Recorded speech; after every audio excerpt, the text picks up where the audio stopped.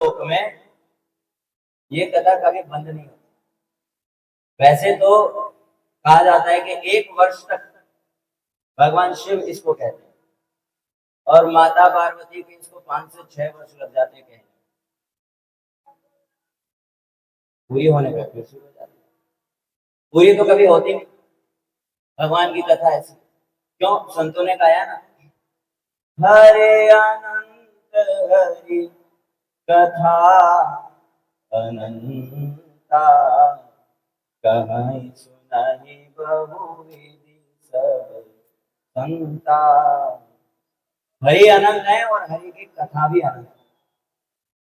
तो कल हमने क्या श्रवण किया? श्रीमद् भागवत की महिमा।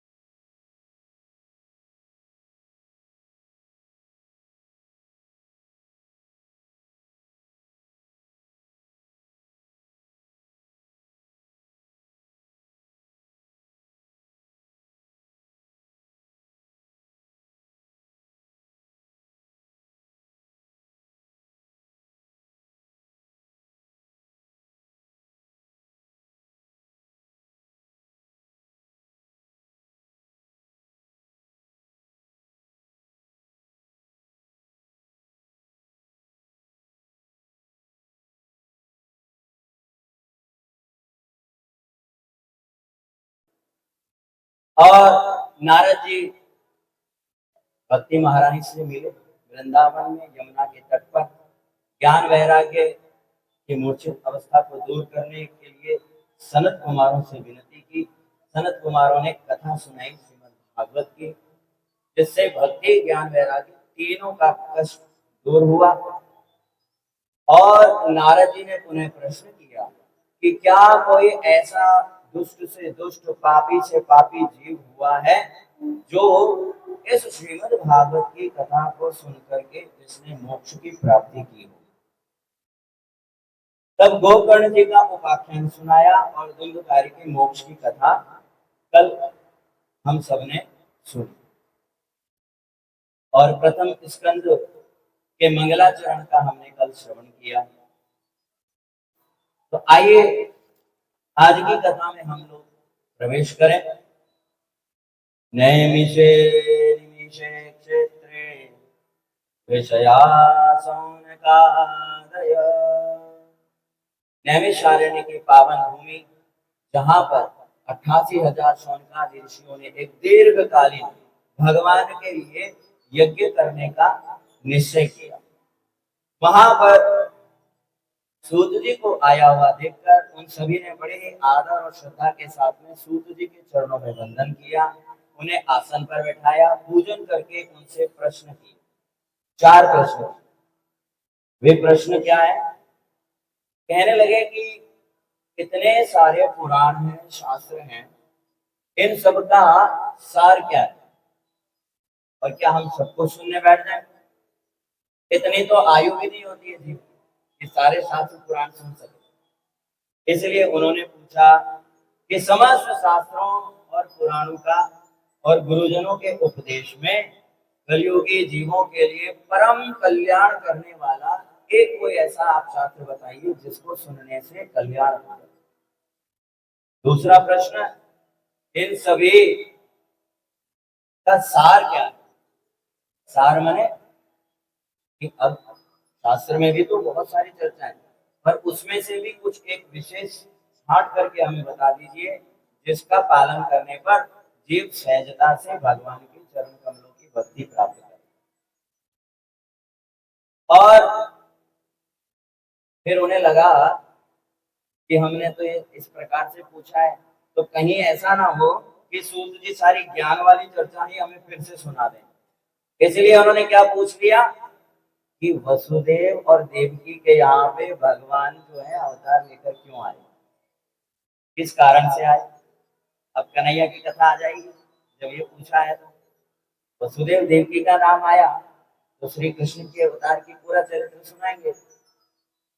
अब अंतिम प्रश्न यह पूछा कि धर्म रक्षक भगवान भक्त वत्सल भगवान के इस धराधाम से चले जाने के बाद धर्म ने किसकी शरण को ग्रहण किया। ठीक, ये चार प्रश्न सनकादि ऋषियों ने सूत जी से किए। तब यहाँ व्यास जी कहने लगे कि सनकादि ब्रह्मवादी ऋषियों के इन प्रश्नों को सुनकर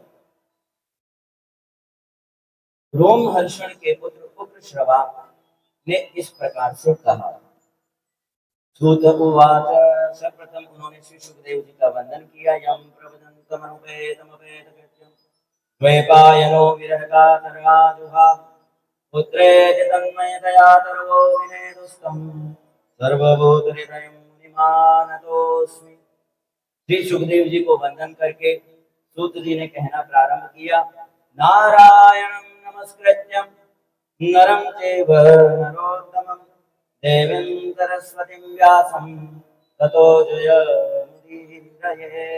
मनुष्यों में सर्वश्रेष्ठ और भगवान के अवतार ऐसे व्यास जी को मैं वंदन करता हूँ जिन्होंने एक बीज से कल्प वृक्ष के समान श्रीमद् भागवत को प्रकट किया। और कहने लगे श्रवणताम स्वकथाम कृष्ण पुण्य श्रवण कीर्तन हृदयस्तस्तो ये भद्राणि विदनोति सूरज सताम। भगवान श्री कृष्ण की चर्चा और उनके गुण ही एकमात्र सुनने योग्य है। पूछा था ना क्या सुनना चाहिए, तो क्या कह दिया शुरू में, श्रवणताम स्वकथाम कृष्ण। भगवान श्री कृष्ण के लीला चरित्रों एकमात्र सुनने योग्य है। क्यों? जब जीव भगवान के इन पावन चरित्रों को श्रवण करता है तो उसके हृदय के जितने भी कल्मश हैं वो सब का नाश हो जाता है। हृदय पवित्र होता है। क्योंकि पवित्र होता है तो क्या होता है, नष्टप्राय स्वभद्रेषु नित्यं भागवत सेवया भगवती उत्तम श्लोके भक्तिर्भवति नैष्ठिकी। जब जीव भगवान के चरित्रों का गुणगान का श्रवण करता है तो हृदय निर्मल पवित्र होता है, पाप भग जाते हैं। उससे क्या होता है, फिर हृदय में भक्ति पैदा होती है। कौन सी भक्ति? नैष्ठिकी, मतलब फिर छूटने वाली नहीं। अभी तो हमारी स्थिति ऐसी होती है कि जब कोई शव यात्रा में जा रहे हैं तो प्रबल वैराग्य हो जाता है। अरे संसार में कुछ नहीं रखा जी, एक दिन सब ने ऐसे ही चले जाना है। ऐसे ही बोलते हैं शव यात्रा में, राम नाम सत्य जब सुनते हैं उनके साथ में जाते हैं। देखो अभी तो हमारे साथ हंस रही, खेल रही, बोल रही थी और आज तय बोल गई, या इनका गोविंदाय नमो नमः हो गया। उस समय प्रबल वैराग्य जाग जाता है जीव। और फिर जब संसार में आते हैं तो पुनः हम वापस उसमें रस बस जाते हैं। लेकिन यहाँ क्या कह रहे हैं, कृष्ण कथा सुनने से यह भक्ति स्थिर हो जाती है और स्थिर होने के बाद भी जब क्या करते हैं, नित्यम भागवत सेवया, भक्ति स्थिर होने के बाद भी यदि आप साधु संग और कथा श्रवण कर रहे हो, तब जाकर के श्री कृष्ण के चरण कमलों में स्थायी प्रीति की प्राप्ति होती है। ये क्रम है।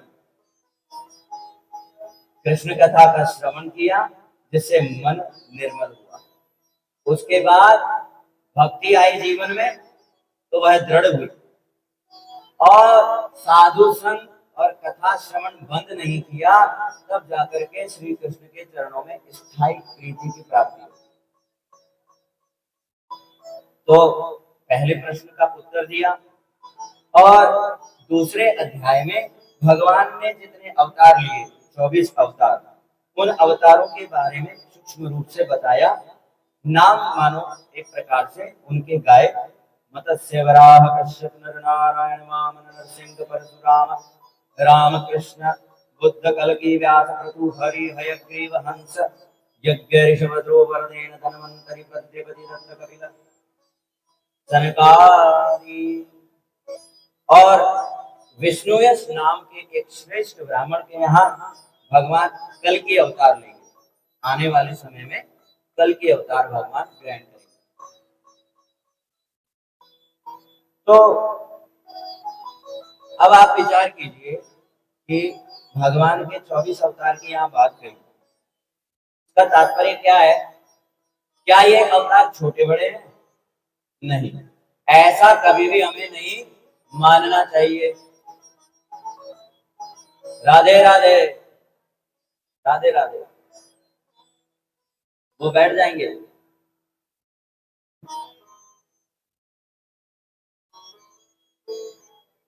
चौबीस अवतार भगवान के जो हुए हैं